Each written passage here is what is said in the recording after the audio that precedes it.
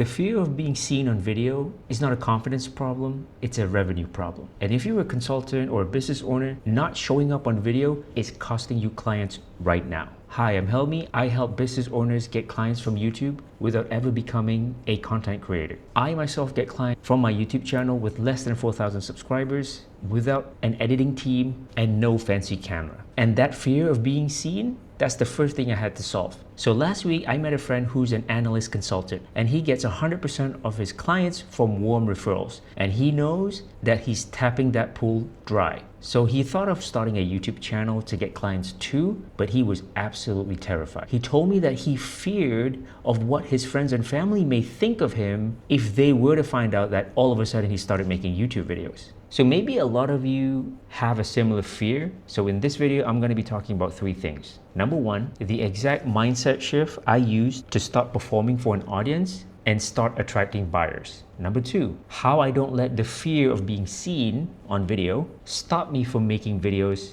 that gets me clients. And number 3, I'm going to show you how the type of videos that business owners like you and me will do is actually judgment proof. So at the end of this video, you'll know how to build a confident YouTube presence that brings in clients without ever feeling that you have to perform for an audience that will probably never buy from you anyway. All right, so let's start with the first point here. The mindset shift that I use. So I stop performing for an audience and start attracting clients. So there's 2 types of YouTubers in this world. The first type is the most common and the majority, which is content creators. These are the people who create content to go viral because they make money from display ads, from affiliate deals, and from brand sponsorship. So it's in their best interest to get as many views as humanly possible. So they tend to chase viral trends all the time. And that is a very tiring way to live your life. Type number 2 is for business owners like you and me who have an offer, which is a very expensive service. Like it could be a consulting, coaching, mentorship,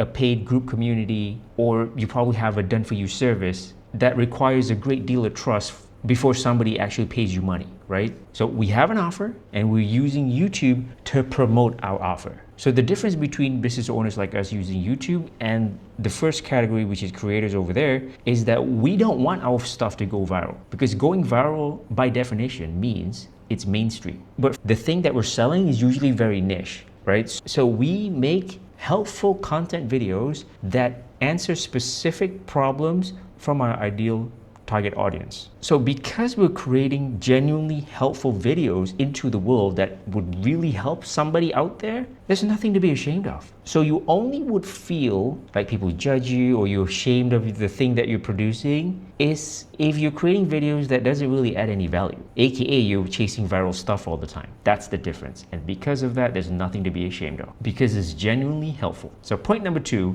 how I don't let the fear of being seen online from my friends and family stop me from making YouTube videos that gets me clients. When I met my friend, this was the actual problem that he had. He knew he got to make YouTube videos to get clients, but for some reason he felt like, okay, you know what? I don't know if I can handle if my friends and family eventually finds out that I make YouTube videos, and I don't know how to handle their criticism. So I told him this quick story. About 10 years ago, before I even started producing videos, I was a big fan of YouTube. 2 creators specifically. Number 1 is Vanessa Lau and number 2 is Casey Neistat. So both of these people are incredibly successful as a YouTuber right now, but I actually followed them both before they were famous. So I saw their journey and all the problems that they faced along the way that somehow motivated me to start my YouTube channel. So number 1, Vanessa Lau. She's a Canadian girl who used to work a corporate job in marketing, a decent paying job. Somehow she thought that being a YouTuber is her true calling in life. So she quit her job. She ran the YouTube thing, didn't really make that much money. So she had to get a job at a cafe where she served her friends who were now working in corporate. And eventually her YouTube video blew up. She's now featured in Forbes. She got a lot of brand deals. She's living the life basically. But because she shared her journey, especially the ones where she failed, where she felt like she's not gonna make it, but eventually she did make it, made me like her even more, make me really interested in her journey. So the second guy is Casey Neistat. Is somebody who wants to be a filmmaker or an actor, but he shared his journey that he kept getting rejected by all these film schools and movies because they said that he was too ugly. So he started his own indie video production company. He was the first one who started this whole vlogging format. He's the king of vlogs. And now he's a big YouTuber, works with brand deals and makes a lot of money. So when I told my friend that because I followed these two people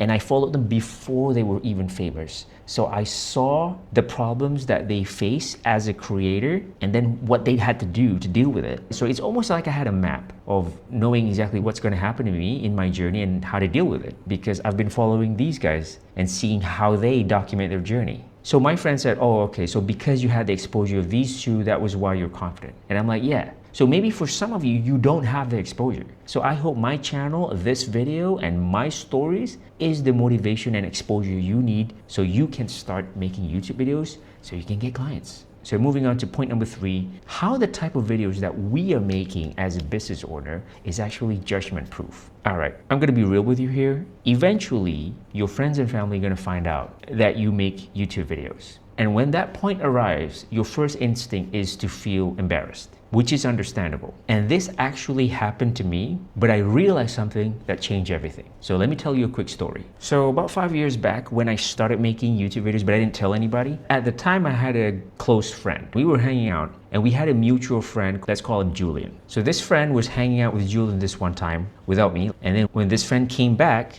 she told me, hey, Helmi, I just met Julian. And I'm like, oh, really? Cool. And she said, Julian saw your YouTube videos. And immediately my heart sank because I know, oh my God, what is he thinking about me? So I asked my friend, so what did he say about my videos? Then my friend said, he said your videos really suck, but he truly admires that even though you know you suck, you still made the video, you still edited it, and you still put it out there. So he felt like I was a loser, but at the same time, he felt respect that I actually had the balls to put it out. But between these two emotions, he had more respect than he felt like I was a loser, is basically what I gathered from that conversation. So eventually in your YouTube journey, your friends and family will eventually find out. And some of them are gonna make fun of you, and there's nothing you can do about it. Some of those people will be really inspired and motivated by how brave you are for trying something to change your life. And some of them could even become your client. So now you're confident to make videos to get you clients. What kind of videos should you be making? I got you. Watch this video next.